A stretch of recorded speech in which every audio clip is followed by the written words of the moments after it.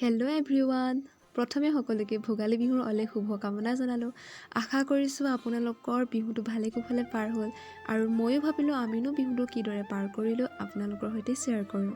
এইটো হৈছে মোৰ দাদাৰ ঘৰ আৰু আজি আমাৰ উৰুকাৰ খানাটো ইয়াতে আয়োজন কৰা হৈছে।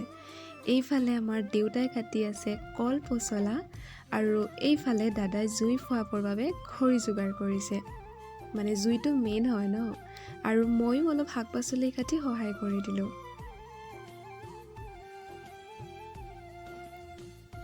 এইফালে ডিজে লগাই একদম গান ফালি আছে। কঁকালটো ভাঙো ভাঙো লাগিছে, যদিও আন্ধাৰ হ'লে নাচিম বুলি ৰৈ আছোঁ।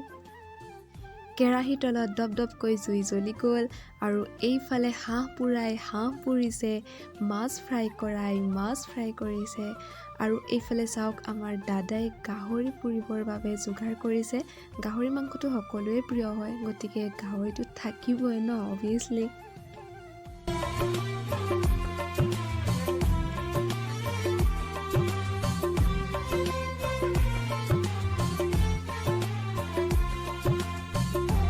তাৰ পাছত আমাৰ ৰাইজে ভাবিলে খোৱাৰ আগতে অলপ জঁপিয়াই আগৰ খোৱাখিনি হজম কৰি লওঁ আৰু তেতিয়া অলপ ভালকৈ খাব পাৰিম, আৰু সকলোৱে নচাত ব্যস্ত হৈ গ'ল।